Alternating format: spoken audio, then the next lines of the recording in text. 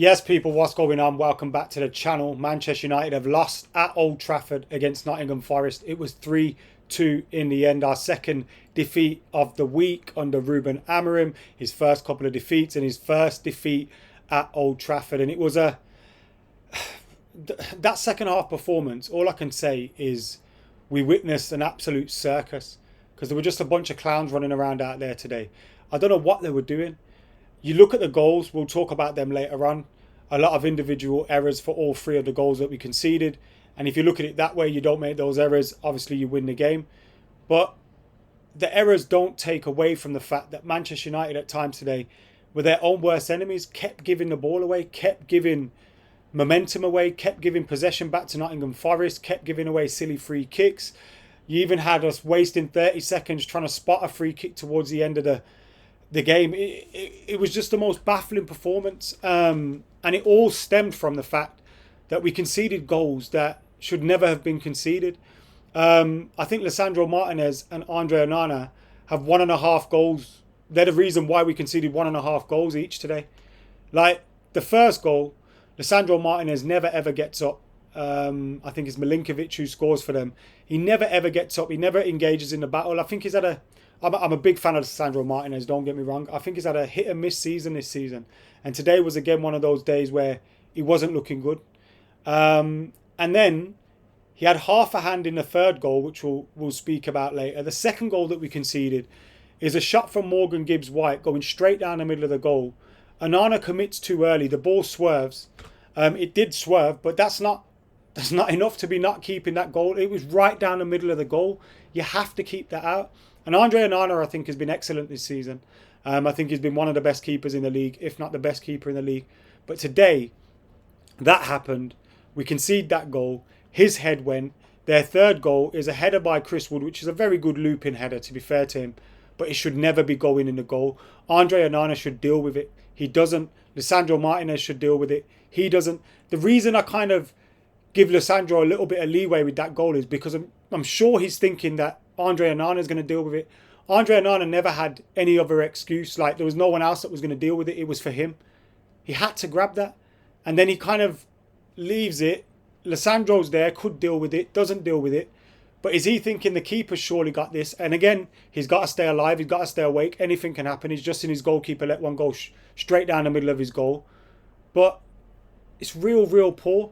And after we conceded those 2 goals in the second half and it went 3-1, we're always fighting a losing battle. We're trying to get back into the game. We're committing men forward. They're getting men forward on the counter-attack. They could have probably had a 4-4-5 themselves.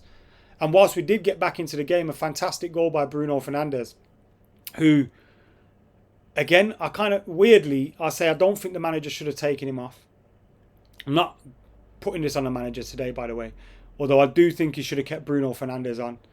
I didn't get taking him off because whilst today he was giving the ball away constantly, his set pieces were poor. He did score the goal and he's always someone that is trying to make... So even when he gives it away, he's trying to make something happen. And he's always running after the ball. He's always pressing. He's always going. Now maybe there's fitness. I think the lick came off because of fitness. Maybe with back-to-back games and stuff. And also Lenny Yoro come off as well for Mazraoui. I got those substitutions at the time, but ultimately out of the back 3... we took off the 2 players that were probably playing a little bit better than Lisandro at the back. Like I thought Lenny Yoro looked okay, and I thought Delit. I can't really remember him making a mistake. Maybe he did. Someone will point one out to me. But I thought if you're going to take anyone off at that point, it's Lisandro who's looking a little bit shaky. Having said that, he could have scored at the end of the game with our last reasonable attempt at goal. A volley from a corner, another shot from Rashford. I think it was a half volley or a volley that was going in the corner, and the defender sticks his leg out and puts it wide. But apart from those 2 chances in the very last minute, we didn't really put the pressure on. You had a stop in play for a couple of head injuries. There's a few moments where there was stopped and played. Maybe there should have been more minutes added on, but we wasted the time that was added on. It was real poor, and I understand we're still learning things under the new manager. We're still, trying to adjust to his tactics and stuff. But a lot of that today was just basics, man. A lot of it today was just keeping the ball. And he would have been scratching his head at some of the passes that we're making. Like, some of the decisions are so idiotic. Diogo Dalot, who I thought was excellent last season, I'll give him his credit where his credit's due. I actually like Diogo Dalot. I think he's a good player. He's been poor this season. And again today, he did some great things like a recovery tackle on the break, kept the ball alive, kept us attacking. And then he does daft things like he gets through where, you know, try and find a teammate in the box or something. He has a shot and it goes for the corner. Like, what are you doing? The decision making of the team is so poor. And the manager's alluded to that a lot of times as well. And I know it's probably tiring for them learning something new, both mentally and physically. But you've got to go through your paces. You've got to put it in. And you still got to get results. And hats off to Forest. I think they probably, you know, they didn't deserve those. Well, you take your shots, you're going to deserve the chances if they go in. But I felt the 2 goals they got towards the end were errors by Manchester United. But they did keep the ball well at times as well. They took the sting out of the play. They kept committing fouls. They kept taking their time. And probably, you know, deserved the win in the end. But United, man, just some baffling decisions. I didn't go to the game today. I was in Manchester earlier. We had Abdullah's funeral today. And I didn't go to. I couldn't be bothered to go to the game after that. And it would have been weird as well because my brother wouldn't have been there because my brother couldn't make it because of the weather. And then normally I'd phone Abdullah and Abdullah would sit with me or something. So it would have been weird with the seat empty next to me. So I didn't go to the game. I didn't see the game. But I kind of feel glad that I didn't go now. Like, that was just abysmal. What the hell's going on? A lot of work to be done.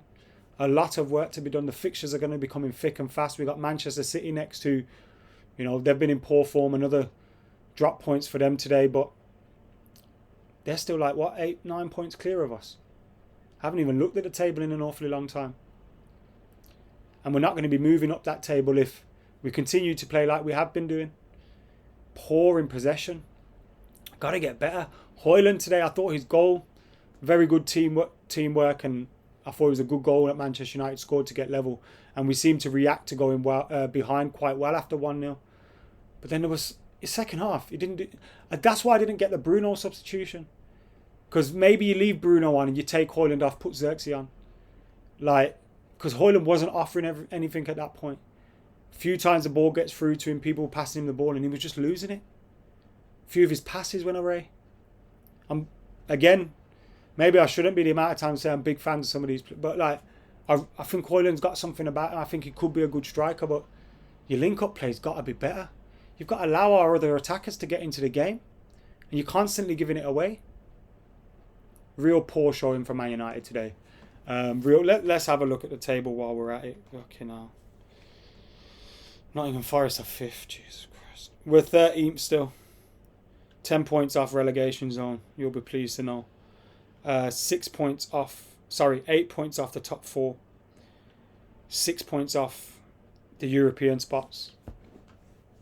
We need to go on some sort of run, because this ain't looking good, bruv. Not looking good at all. Anyway, thank you for tuning in. Make sure you keep it like, comment, share, subscribe. I'll be back very, very soon. See you in a bit.